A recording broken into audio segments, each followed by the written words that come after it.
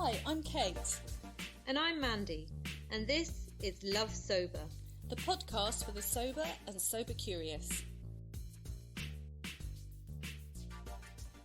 Hi and welcome back to Love Sober, the podcast for the sober and sober curious. And today it's me, Kate, and I am absolutely delighted to be joined by Sjanie. Have I said that? I'm not going to say it right, am I? You've got it. You've Sjanie, got it, Kate. Hugo Wurlitzer and Alexandra Pope, who are co-directors of the Red School. And we'll dive into what the Red School is and what you do and why it's awesome in a bit. They're also co-authors of Wild Power, which speaks to women's menopause. I can't remember the full title, but we'll put it in the show notes. It's Wild Power, Discover the Magic of the Menstrual Cycle and Awaken the Feminine Path to Power. Amazing. I can't wait to dive into all this with you today, having just been through, sort of in the peri-menopause, tinkering with the menopause, and also many women on our community and people that we're in touch with, and knowing that it's kind of, the struggle is real, but at the same time wanting to celebrate it as well and embrace it. And I'm really wanting to sort of dive into this today with Sjanie and with Alexandra, because they are, they're real experts in this area and work with this area. And obviously we're coming up to National Menopause Day. So we're gonna just go and dive straight in, really. So Alexandra, could you tell me a bit about why conscious menopause is so vital? Obviously, most of our listeners are sober and sober curious, and generally female, cisgendered female. Why this is so important for us as women? Thank you very much, Kate. Menopause is a big life event on all levels of our being, from the spiritual to the physical. And what's going to happen at menopause is, you're coming to an ending. You're coming to an ending of your menstrual cycle years. But within that, there's a whole process of, because you're coming to the end of your fertile, in inverted commas, years, in the sense that you can't have physical babies anymore, but you're not coming to the end of your creative fertility. That's going to kick off on the other side. However, for those that for whom that's very important, this is a big crisis moment. Also, it's a huge marker of the fact that we're getting older.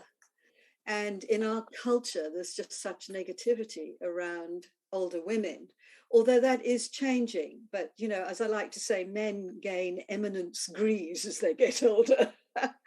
But somehow we seem to fall off the radar and we become less relevant. I mean, it's a freaking outrage to me. I have never felt more in charge, more empowered. I'm in my 60s now, and more relevant in many ways. It's huge that should happen. And then there is, within all that, so there's that sort of societal thing, there's the thing around our fertility, but there is this big psychological process that we go through. And really, it's like a death and a rebirth, just putting it really bluntly. It's like it's almost like you feel, because you also feel like your body is changing. Your body is going to change with the change in the hormones. And that can be really unnerving for people.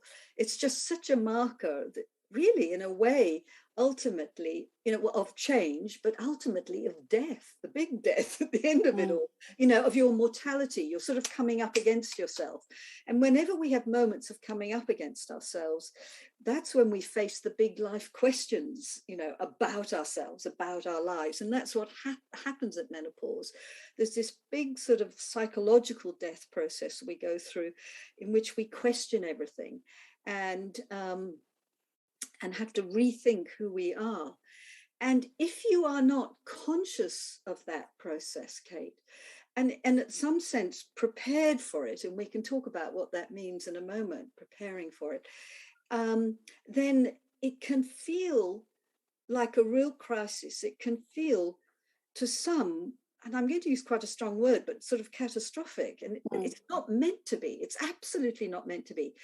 And it is challenging, but if you're prepared, you're readied. And it's, in a way, all our work at Red School is around changing the conversation about menopause, but in that act of helping women to feel dignified, to feel that this is a step into a new consciousness, a new sense of themselves, an evolution into a new type of power that they're using, all of which is very, very positive and empowering. So, however, to get to that sort of promised land, as we like to say, you've got to go through this freaking workout. And if you're exhausted, which far too many of us are, women are, you just do not want to turn up at menopause exhausted. It's just deadly. But if you're exhausted, and if you've got health challenges already, just in general, it's sort of like a perfect storm of exhaustion, health challenges, and menopause all coming together. And it's not a good look, it's not a good experience. But we can do something about that. So I love what you said. So there's so many things I want to pull out from there, and I really definitely hear that that exhaustion and why that's particularly relevant for sort of us now, modern women, and when we're having babies later as well, because I know I'm hitting my menopause and I've still got one in primary school who I just had to drop off and rush back and get on for this after anyway, blah blah. But also, and I wonder if Sjanie could to ask you, Sjanie, you mentioned about preparing women, how do we prepare for it? And I wonder if you could tell us a bit about how you help women prepare for menopause. How do we prepare for menopause? And let's talk about peri as well, because I know a lot of our listeners are in that peri situation. Yeah. Yes, how we prepare. So Alexandra sort of set the context and said, it's menopause is a great sort of death and rebirth. So really, how does one prepare for death? How does one prepare for great change? So not turning up exhausted, I think, is a really good place for us to start the conversation. What helps us to arrive at menopause with something in our tank, with some sense of resource and capacity to face the challenge that menopause, brings up. So we teach a practice called menstrual cycle awareness at Red School. And menstrual cycle awareness is the practice of noticing where you are in your menstrual cycle on any given day and being attentive to the quality of mood and energy that you're experiencing on any given day. And really respecting that, letting that be a signpost to what you're needing and how to go about your day, the kinds of choices you make, the things you do, the things you don't do. So instead of overriding your system, going against your energy, going against your inclination, you're actually working with that intelligence. So the menstrual cycle is a cyclical intelligence in our body. So it has really built into it the brilliance of sustainability. We all know how crucial sustainability is to longevity, to wellness, to joy, to feeling good. So the menstrual cycle is a sustainable rhythmic pattern built into our body. And when we practice menstrual cycle awareness, we learn how to live sustainably. And so many of us have not been taught this. So many of us have been really taught the opposite, in fact, to override our nature, to override our cyclicity, to override our natural tendency, because it really doesn't fit into the way society is organized, which is much more linear, has a real emphasis on, drive and pushing and going, and the more the better. And actually the menstrual cycle teaches us something different. It teaches us really that there is a time for activity, there is a time for rest, there is a time for pushing, there's a time for letting go. So when we practice cycle awareness, Kate, it's just the most profound way of pacing your nervous system, managing your stress levels, learning to care for yourself, and creating a kind of, I want to say, a happy ecology in your system. So when you arrive at menopause, there's something in the tank. Firstly, you're skilled up on self-care. You've got a nervous system that has some resilience in it, and you're not exhausted. So that's really the kind of number one way to prepare. And I guess Alexandra's got some. I love that. And I just want to pick up on the fact that you refer to our menstrual cycles, and obviously we're talking about men, and we're talking about this preparation as intelligence. And so often we're taught it's just inconvenience. But what you're saying is, if we use that as an intelligence as flags and markers of how to tune in and live better and respect our energy levels, that's actually serving us is going to be a gift, right? Exactly. Because it's sustainable, Kate. And when in our age of burnout and all the rest of it, exactly, Kate, we need the tools. Yeah, exactly. And so, just coming to this piece you mentioned about peri-menopause, so. Our cycles in our early years, in our 20s and 30s, we're using this analogy of signposts. Our cycle is kind of much more forgiving. It says, hey, you need to rest now. And, you might be able to get away with sort of not resting when you need to, when you're in your 20s and 30s. The signposts are much more forgiving. Come your 40s, those signposts are more like red flags. And when you need to rest, my goodness, you need to rest. It's like heed the call. Your cycle is so much more uncompromising in your 40s. And if you there's a much more kind of subtle, delicate bandwidth, really, in your whole system. So you're having to play a much tighter game with yourself. Your self-care has got to be super sharp, really non-negotiable. You've got to get much stronger with your boundaries. You can't take so many shortcuts. And so much of the distress that people experience in their 40s, that many people call perimenopause, all the symptoms that happen, are because, we haven't been taught about cycle awareness, and we don't quite know how to stay that close to ourselves. And it's a real, it's a challenge. I mean, in the world we live in, to practice cycle awareness in that way. Yeah. I mean, just want to pick up, because of our listeners being sober and sober curious, or in recovery, or whatever language listeners are, individually using.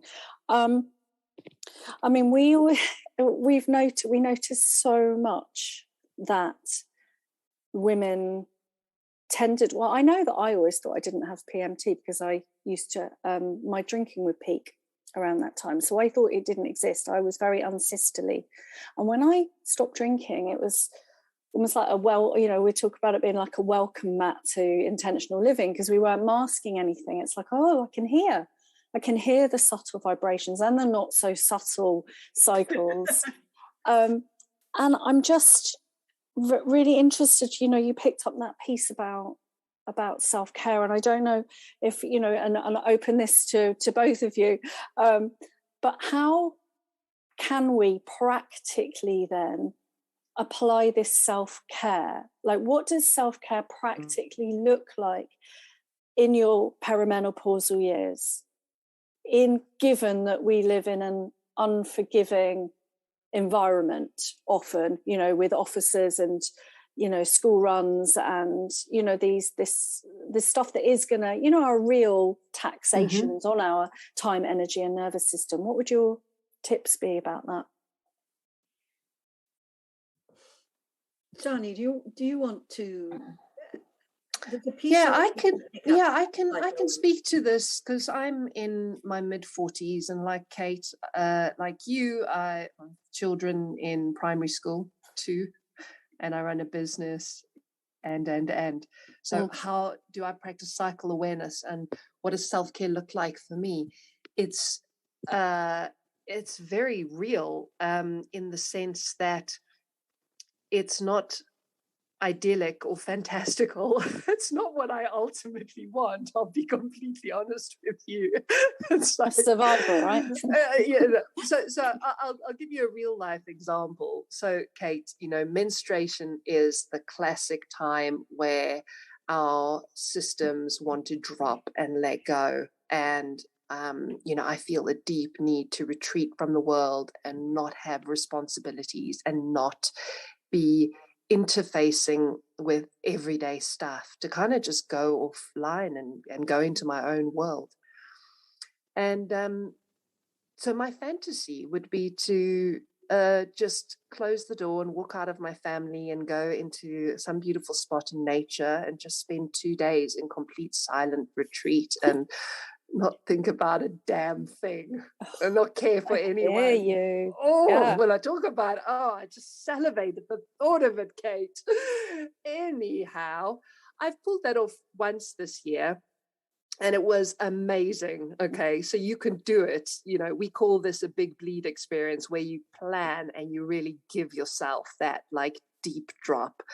But for the rest of the time, it looks like me negotiating with my life and seeing where I can cut corners, who I can ask for help, calling on help from other people. I mean, hey, this is a really difficult thing for many people to do, but it's absolutely essential. So, I'm asking my husband to take care of dinner, dishes, putting the kids to bed, so I can have the evening off.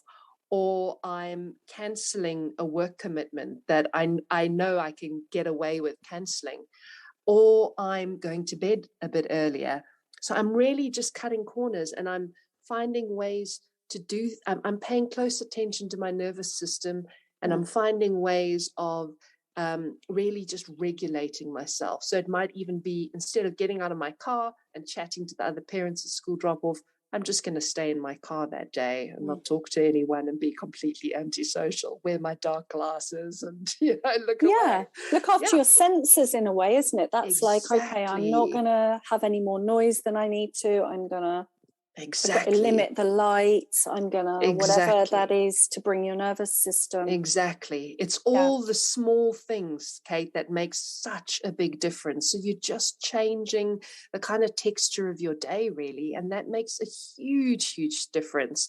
So, when we can't have the big things, it's all the many, many little things that add up and make such a difference. Do you know, I love that, because I often feel like, I coach. Now it's one of the things I did in the last few years was train as a coach and around nervous system regulation, and often we're dealing with people think that those it's got to be getting to a yoga class to bring the nervous system down to regulate.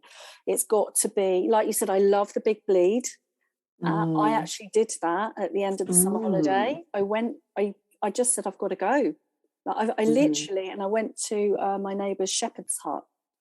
Amazing. And there was nothing there. There was literally nothing there. And I woke up before dawn and there were bats, and I saw the sunrise, and I didn't speak to a soul for 24 hours. And I went back and I was like, I'm not going to kill my family. And I'm literally not going to murder you all in your sleep. Yeah. And it was such a go. So I actually pulled that off as well myself this year. But yeah, so these sort of almost micro adjustments, and that takes us being, like you said, conscious of the cycle. For me, it means I have to be sober, because otherwise I can't hear my little prodromes going off. I can't hear the little red flags. I need to make it go quiet so I can hear. So it's interesting. There's a lot of, I think, in terms of crossover here. In terms of sustainable living, then sustainable sobriety, because we're not outsourcing. Could be sugar, could be busyness, could be whatever. I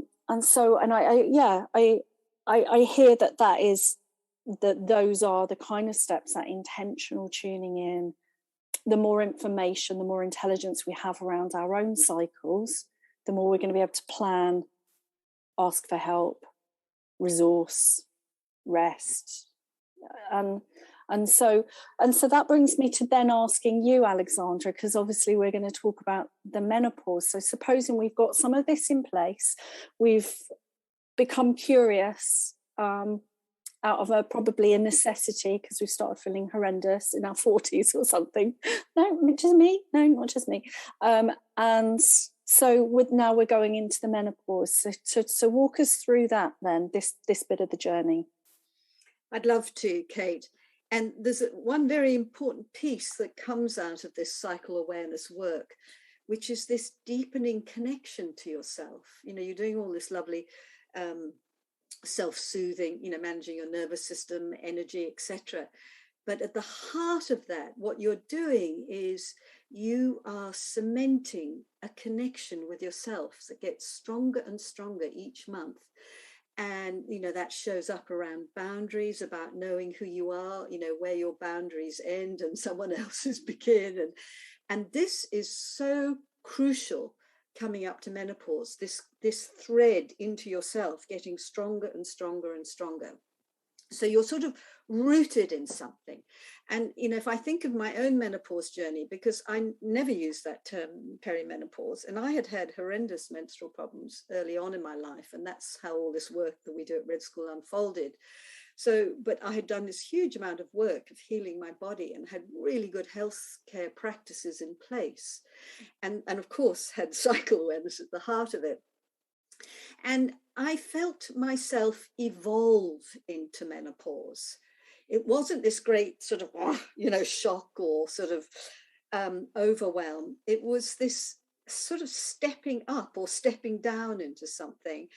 And I remember at 48 getting very clear sort of instructions to myself, almost, of what I needed to do, a big life change. You know, I was living in Australia and I suddenly realized it was over, and I was, you know, to come back to UK and live. And I was a psychotherapist. I'd been in private practice for years. And this voice said, you know, it's over. It's over. You're going to stop it. I'm going to, holy bajoli, what am I going to do? And it was almost like I got my instructions for menopause. You see, I was connected to myself. I heard these little comments come in and I paid attention. And it took me 7 years to put that into place. And at the end of the 7 years, I was coming out of menopause. So throughout my menopause, I was just quietly sort of putting all these elements into place. So there was this whole kind of psychological, because you change everything at menopause, by the way. You just change everything. That's the rule at menopause, change. So you've got to get ready for it, you see. And if you're connected to yourself, you'll feel yourself sort of evolved into that change. So and all the things, because we're writing a book on menopause at the moment, which is coming out next year, and, you know, all the things that I write about, the sort of psychospiritual process we go through, I was experiencing. But I felt readied for it. It's so interesting when you are prepared for menopause, and you know, you have this connection to yourself, and you are taking care of yourself at that basic level. It's almost like you can feel the cogs of your biology shifting, you know, and literally feeling the cogs of you being evolved or changed into the menopause dynamic, and then through menopause and out the other side. So I felt almost sort of held in a process. And yes, I went through a huge self-examination, which is just top of the list of what happens. You question everything about your life and you want to release everything and step away from everything, you know, burn the house, as we like to say.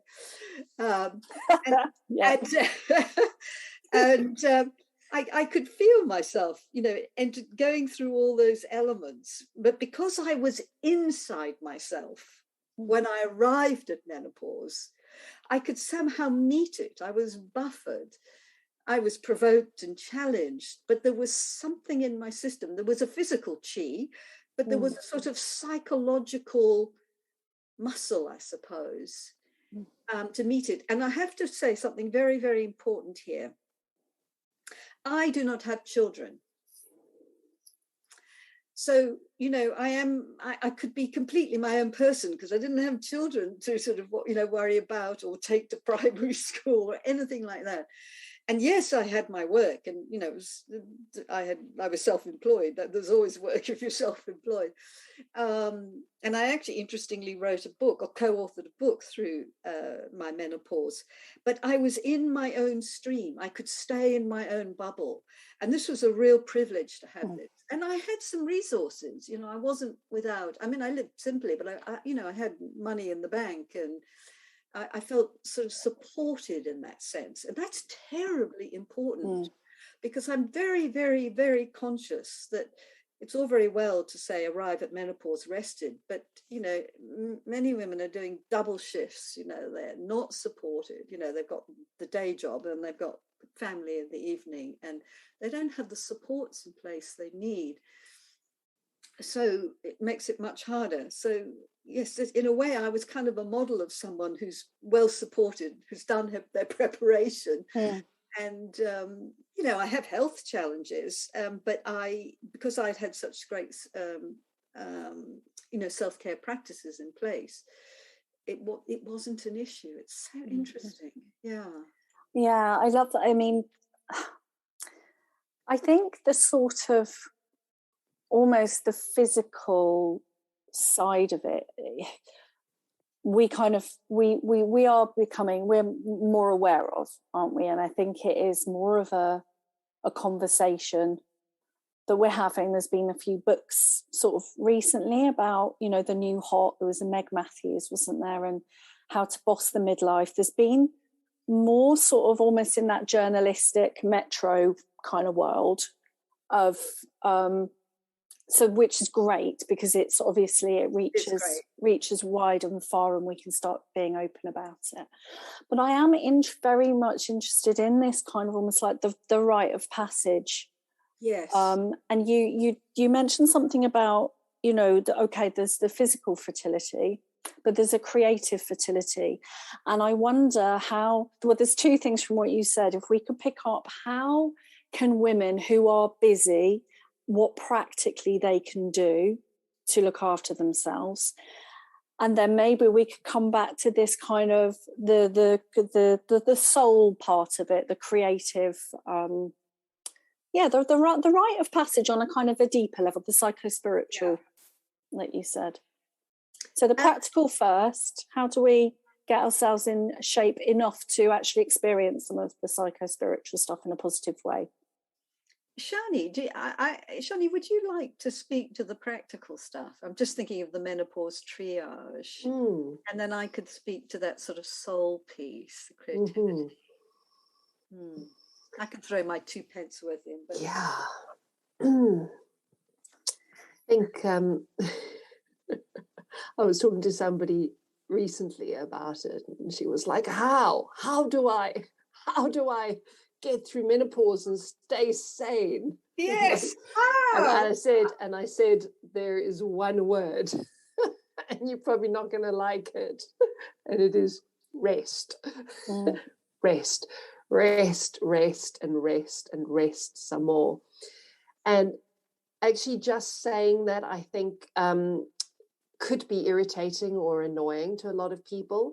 So I think what Alexandra is going to follow with is going to help to give that some context, but I'll preface it by really just putting menopause back into the kind of life cycle, if you like. So if you think about, your menstruating years culminating in menopause, you've lived a long life by the time you get to menopause. And, menopause is like an inner winter in your life. It is a time of really dropping back and dropping in and going to rest so that things can compost and be reconstituted, really. So, knowing that it's a winter time in your life, then suddenly helps to sort of make sense of and give a little bit more weight to this idea of rest. It's like there is a physical, psychological, spiritual imperative and necessity through menopause to have rest as the dominant tone. Like that is the thing that's needed. So, you know, again, I'll say just very, very, very much like, you know, how one practices cycle awareness in the real world, how one gets the rest one needs going through menopause when, you know, you're juggling, you know, I don't know what you do. You might be running a country, raising children, whatever, looking after old parents. Chances are, if you're a woman, you're doing a lot. Because women are so capable. We're so brilliant. But this is the time really in your life where it's time to start cutting back, you know, to prune some of the responsibilities wherever you can. And so much like what I was saying about menstrual cycle awareness, there's the ideal fantasy. You probably want to, you know, disappear off the planet. You know, you probably want to burn the house so you don't have to look after the house. You probably want to kill the children so you don't have to look after the children. You know, all those impulses to destroy are really to strip back the weight of responsibility and all the things that are demanding your time and attention. So, you know, there's the ideal fantasy. And then there's what we call the 1%, which is what are the small things you can do in your everyday life that are going to be just webbing this quality of restedness into your life ever more. So Alexandra, for example, has a nap every day after lunch, you know, so that might be a new little rhythm that you bring into your world. So those are the kinds of things. So really just looking for what small ways, what little 1% shifts you can make that will give you rest and time alone. So rest and time alone really rest and time alone. Those are the hand in hand. They're the like the precious commodities. Yeah, I suppose it's advocating as much as you can for those precious commodities, which I also think is going to bring up boundaries because people have not used to you asking often because it's inconvenient for those people that you're exactly right? I'd love to pick up on this, Kate. This is what women don't realize when they go through menopause is this extraordinary superpower that kicks in. I call it the power of no. You just have it in bucket loads and you want to draw on it. You are just going to say no more often because actually you were just alluding to it there that, you know, we just do so much for everyone and people will always come to you and ask you to do things. And your new answer is no, sorry, I'm not available. Love it. And you don't have to explain. Full stop. Yeah. No, nothing more. Full stop. No, sorry. Full stop. Absolutely. Deadpan face. You know. Or you can just add, I'm busy. And then and in your own mind, doing nothing. Freaking nothing. So it is this new kind of ruthlessness that comes in because your life is at stake. Your sanity is at stake and you're not going to compromise on it. And this no is a no compromise voice that is just organically there at menopause. It's extraordinary how these boundaries come up and you're going to use that and you're not going to be loved for it because everybody is going for a ride on you. And now they can't go for a ride on you. So their world is interrupted. Hello, they've got to grow up too. Everyone is growing up at menopause. Yeah. And it's my husband can attest to that. Yes, exactly. And, you know, especially with partners, and my heart goes out to them. We've got a whole chapter in the book on relationships. It's just so important, this, because, of course, they, you know, if they have invested a lot of their emotional life in you, if you're pulling away one, they feel rejected, but that's their emotional life going down the gurgler with you. And so they've got to do their own inner work. And if they're not into that, then that's a problem. And these things have to be negotiated. That's why relationships can get a little bit rocky and difficult. But if a relationship is sturdy coming into menopause, then you've got skills to be able to navigate this. And we have, nice stories in the book about this. And we have stories where relationships have ended because of this. So you're going to have newfound boundaries and to just say no more often. And I tell you, this 1% that Sjanie mentioned is so powerful, because you make one shift and you're going to notice something else, and it's going to be 2%, and then it's going to be 4%. It's just a given that happens. Yeah. And honestly, that means that 4% is going to feel huge to your psyche. And then, of course, you're going to want a bit more, and you're going to get smarter. And they're going to get more used to it too. Oh, yes, you get used to it. Because the ecosystem is changing around you as you cultivate your no. Yeah, exactly. I'm going to run with this. Yeah. Yes, that's right. It becomes the new normal. And we have this lovely word that we use. We say to women, you are going to practice the art of snudging. Ooh. And snudging, this is what snudging means. It means looking like you're ticking all the boxes. And you are. I mean, you're doing absolutely the minimum of what you have to do to get by. Butter would not melt in your mouth. You look, yes, you are doing the job, but you are doing the job to just the level of, well, the job is done and it's okay. 30% instead of 80% effort. Yeah, you are not, you're dropping the perfectionism. And snudging is so great. It is just so freaking great to do.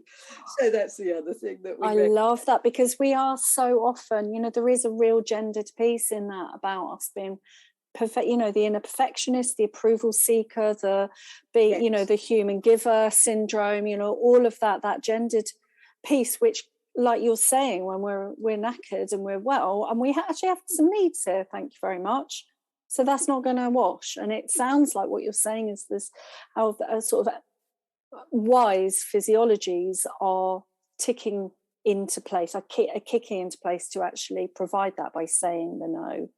Yes. But with this awareness, we can boss the no. We can't just like have to say it as we're screaming and burning the house down. We can get more skillful. That's the point. If you're more present with yourself, you use that no. But if you're not conscious of what's happening, then you just become a reactive, sort of destructive. Yeah. Whereas if you're inside yourself, you can really utilize this energy. And I have to emphasize again, you're not necessarily going to be loved for it, because you are disturbing other people's lives. Yeah, I just want to share something with you. Yes, it was interesting about, as someone who's had to learn about boundaries, I often, in my early sobriety, I've been on this journey for about 8 years now, it would often be like, oh, I've just passed through one, there it was back there, oh shit, do you know what I mean? And then they got closer and closer, and then I started sensing them as I became more skillful. I was able to sense boundaries around me and be more intentional with them.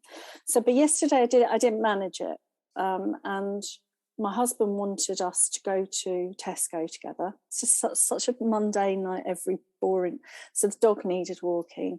My daughter wanted to go out on her skateboard, so we were like, okay. And so my husband said, well, and my least favourite thing in the whole world has always been going into the supermarket with the whole family. It's like literally, I can't cope with it. But now being, having these almost like heightened sensory needs, like I was like, is it really bright out here? Like it's too bright for me.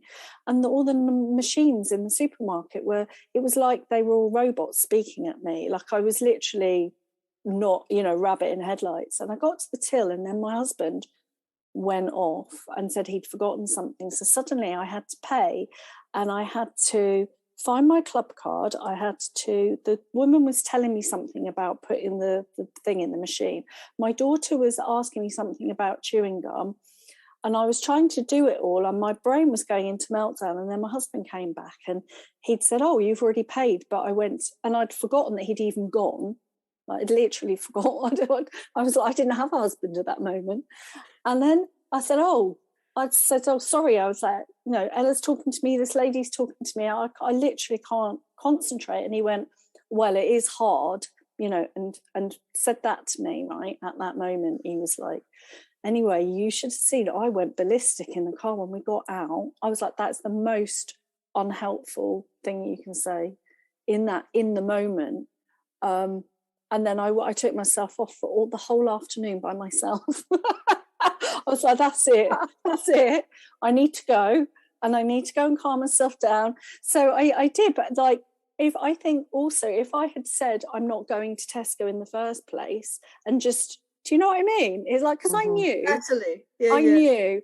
And so anyway, I managed to go. I don't know, I've really gone on that one. But I kind of wanted to illustrate, but also what kicked off for me at that moment was quite a lot of shame that I had to catch about, why is this so hard for me? Why can't I do this? I'm out of control.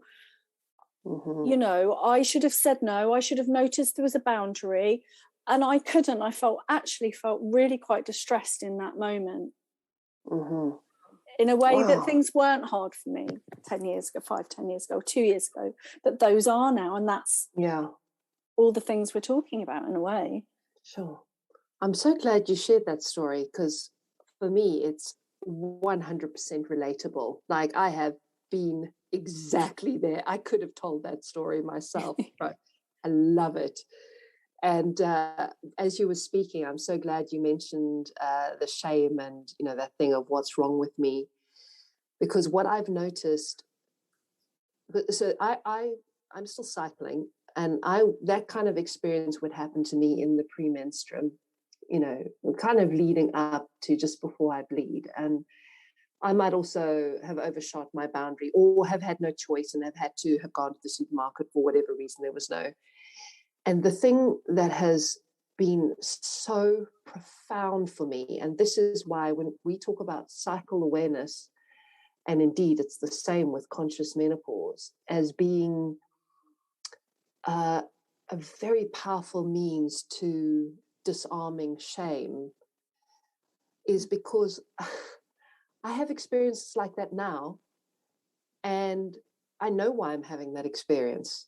It's because of where I am in my cycle, and it is absolutely makes sense to me, because I know that I am in a heightened state of sensitivity at that point. I am not meant to be dealing with mundane things, and not meant to be multitasking and managing money and cards, and I am not meant to be exposing myself to all that stimulation.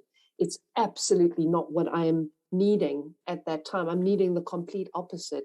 So when I start to get hot and sweaty and I can't feel like I can't cope, I'm able to be so incredibly kind with myself now, because it all makes sense. It's absolutely okay. And your husband's comment, in a way, is the voice of our culture that says we should be capable and blah blah blah all the time. And actually the new culture that grows through cycle awareness is one that says no, we're different at different times, and this doesn't make us pathetic, useless, or whatever the case might be. This makes us cyclical. It makes us so human. I'd love to come in here, Sjanie, because of this thing of capability. We have a different type of intelligence operating at that time. There's another power. Yes, you've got this more expanded consciousness, which is, I'd love to segue into the sort of soul piece now, because this is what this is about. It's this expanded consciousness. At menopause, you actually, what you step into each month at menstruation, you step into an expanded consciousness where you're more permeable to, it's like you have 360-degree awareness instead of just sort of tunnel vision straight ahead. and you're more open to everything and to sort of spiritual forces as well. And at menopause, you go through that same dynamic, but this is the new normal for you, this expanded consciousness. And you're not coming back to that mundane reality anymore. You're going to have one foot in this expanded realm. And then you do need to have a foot in the mundane world to be able to operate. But your consciousness is greatly expanded. And but initially in menopause, this is too much information. It's like it's overwhelming because your psyche is not aligned with it yet. It's not sort of attuned. It's a process. And the process of menopause is the process of acclimatizing to this new intelligence, this new consciousness you have. And we spoke about this word creative earlier. And I was riffing actually with my sister-in-law in the summer about this, and she says, I just have this creative imagination now. She says, it's like creative fireworks, my brain. She's on fire. She's got her own business going, and it's going really well, and she's got so many ideas. And she's not worried, because initially when you go through menopause, it feels like you are losing your mind because you don't remember things in the same way. I say, don't get worked up about that. Just let someone else remember it. You've got another kind of imagination at work. You've got this sort of creative faculty that opens up. And you're tuning into, what your real calling is, what your life is really meant to be about, and how to serve that. And you just get so many wonderful ideas and inspirations come in. And it's incredibly exciting. And it's just a very, very expansive sort of mind. And I'm highly sensitive, and I'm very thoughtful about the places I put myself in, but I am not less effective. I just work in a different way. And I think this is really, really, really important to emphasize. You in that moment were in the wrong bloody place. You shouldn't. So was. You shouldn't the wrong bloody country. With, cards and someone bringing something back. Your brain in that moment was not wired for that. It was wired for a very different type of consciousness that you couldn't access because you were having to deal with this mundane world. But if you'd been off by your side, you'd have been having a wholly different experience, and perhaps many wonderful inspirations, insights, and ideas. I'd have been in a shepherd's hut splitting the atom, but in a female way. Exactly. What an image, Kate. That is Instead, genius. I had to be buying pants for people in Tesco's. My God. They don't know my bloody greatness. That's their problem. This is so brilliant. I think I'm going to have to quote you. Split the atom in the female way. I love, it sounds, what we're coming to, I guess, is that, the patriarchy, the 24/7, and her story and the female experience, and really the more we can kind of carve out those spaces, connect with other women going through that, to have spaces, to share, is very important. It's like, so we have this need to retreat, and I hear what you're saying about, and I love what you said about we're being wired slightly differently at that point. It's almost reminding me of, one of my children identifies as neurodiverse, and the conditions that he needs and the way his mind ticks is entirely different. He's a genius artist and musician, really not doing well in the school system. He needs there's a different intelligence at work. And what you're sort of saying is that different intelligence, ideally needs different conditions. And the challenges we have is the stuff of our life, whether we are, when it's going to, exactly, it's going to be, our income is going to dictate that as well. There's a sort of intersection piece, isn't there? And there's that. Thinking about how we support our women on a societal level, and a cultural level at this. And I did notice that, who said it was, do you know, because of my brain at the moment, I'm going to call him Mo Farah. That is not the Mayor of London. Who's our bloody Mayor? No, I'm sorry, no, who's the other one? The one that isn't. Isn't it Sadiq Khan? Sadiq, right. So Sadiq, thank you. You see, this is typical. No, it's like, I can't remember names for toffee. So Sadiq Khan recently said but you could split the atom. You could split the atom. Yeah, but names, no, you don't do names anymore. Totally agree with you, Kate. Not Boris Johnson, though. He's not. I don't think he's a friend of the. He's been promoted. No, but yeah, Sadiq Khan recently said that, didn't he? That he wanted to do something in the workplace around menopausal women needed to have time off, and there was this sort of discussion a few weeks ago, and I would have thought that was ridiculous a few years ago, but now I'm like, okay, I get it. Yeah, we just need more spaciousness and flexibility around our time. We're no less brilliant. Yeah, no less brilliant. Yeah. And actually we do advocate for a menopause sabbatical. You know, like women get maternity leave when they have a baby. You know, the idea of it being part of the rhythm of work life, that you have time out at menopause it would be such a profound support for women. And as you say, I think also just more conversations, more support between women and amongst women who are understanding this, and that makes such a difference. You know, we run a menopause online course every year, and it brings 200 or 300 women together, and there's this just incredible sense of what's the word? I want to say camaraderie or belonging that people feel when they realize that the experience they're having, that there's nothing wrong with it, that it is actually all part of a natural process, and that others are experiencing something similar. And when's that's coming up, isn't that at the end of October, did you say?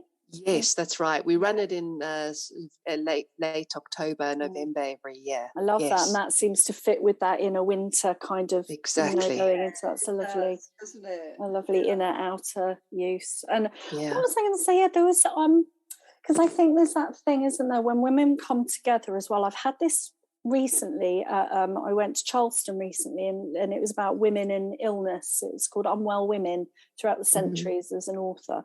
And also with a friend of mine, Sharon Waters, who does all female. We did a female workshop where we did collages of how we see ourselves. And I have a very peculiar experience when I'm in those women's environments of seeing myself completely differently. It's like for a split second, I stopped seeing myself from the outside. It's the only way I can describe it. And so this thing of coming together with women, I think is fundamental. I really do. So I love what you're doing. I could literally talk to you all day, but I'm aware that we've kind of come to an hour and we should start to wrap it up. But I think this would be so so important and useful for women listening into. And I just wonder if we could just summarize with to be journo on you, just to do 3 top tips from both of you in terms of awareness around either the cyclical or the menopausal. So Sjanie, do you want to go first? My 3 top tips for anybody who's cycling, and I think just to speak to those in their 40s, if your cycle is a little awry and not quite so predictable, so regardless of how rhythmic your cycle is, number 1 is to write down the day of your cycle that you're on somewhere. Have an app or a notebook where you note your cycle day each day, and you note at the end of the day your mood, energy, tendency, needs, just so that you are actively, consciously tracking it. And it doesn't have to be a big thing, really. It can take just a moment every day. So I'd say that's my number 1 thing. And the second thing I would say is, if you are still menstruating,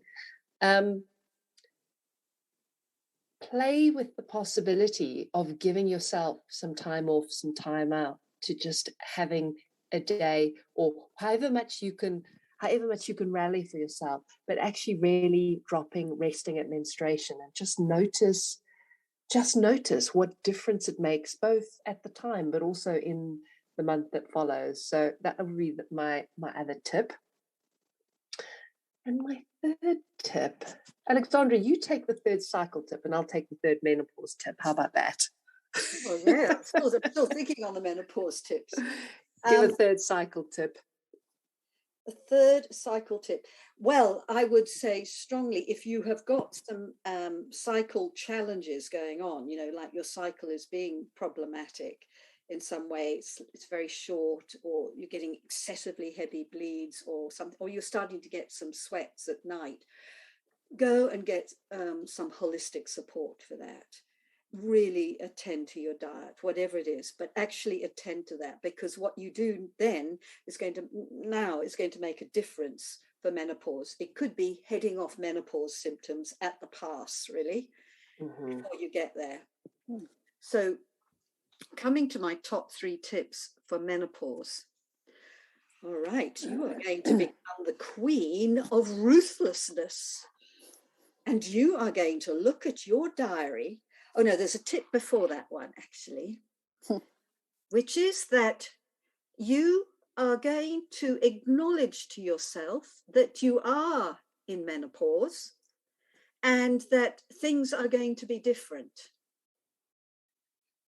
You are not going to be doing things the same as before, because you're going to another planet for a while. And you can't do 2 planets at once. No. So you're just going to have a chat with yourself first, really. You're going to say to yourself, actually, things are going to be different now. So it's very important that to just really acknowledge that. Also, within that first tip of acknowledging yourself is taking your own side, that you're worth it. You deserve to. Menopause is not a sickness, although it can feel like it's not. It's a life transition you're going into. Okay, so you just set boundaries for yourself.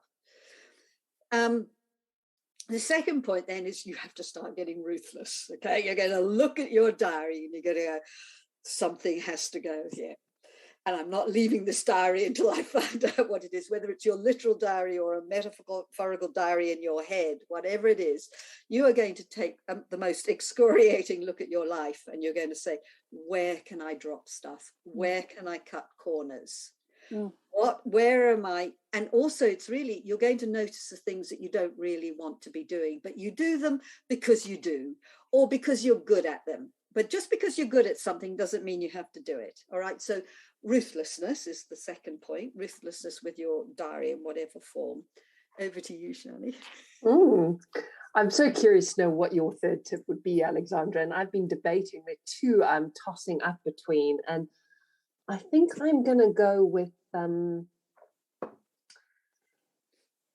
find yourself someone, like a companion, ally, friend who is also going through menopause. Oh, yes. And arrange a kind of what we call a listening partnership. It's a practice that I learned through the organization Hand in Hand, which a lot of parents use, and I've used for parenting and cycle awareness. We have instructions about this on our website for anybody who's interested. But a time that is carved out for you just to be heard in your experience of what you're going through, without anyone passing comment, questioning, judging, etc. And then you swap over, and your partner then gets a chance to speak the truth of their experience. There is something so comforting, but also liberating about having a space where you can just speak freely and really connect to yourself through the process of sharing with another. Very, very powerful. And I think it provides a kind of ballast for you through menopause, to have that sense of companionship with someone who's not in your family or in your social group, possibly even, somebody that's sort of slightly outside of your everyday world. On our menopause course, we actually encourage people. So we get people into listening partnerships, and it forms just incredible bonds. People stay in listening partnerships for years. It's beautiful. And where can people find you? We'll put it in the show notes, but tell us where. The simplest way to find us online is at redschool.net. That is our main website, and you can access all our courses and programs, etc., through there. And on social media, on Instagram, we're at red.school. And if you Google us, you'll find us on Facebook as well. It's Red School Online on Facebook. Those and are... Yeah. And your book is called Wild Power. That's the book that you have at the moment. I have a copy. I love it. It's fabulous. And just quickly before we wrap up, because a lot of what I hear in terms of the tips, and we're talking physical and metaphorical kind of space and rooms almost. It's like clearing space in the diary. It's like creating space for yourself, creating space for women to come together, creating space for listening. Feels very much about, so much of this is about making space for our experience, right? That's right. Oh gosh, well done. That's a beautiful summation, Kate. If you have space for your experience, menopause will be transformed. Oh, beautiful. Thank you so much, both of you. It's been absolutely amazing to talk to you. So I'm going to wrap it up with my usual goodbye, which is, if you're immediately concerned about your drinking, do reach out, send up a flare to info@lovesober.com. Find us on the online forums. Soberista still has the anonymous Ask the Doctor service, so you can ask questions there. Just know that you are not alone.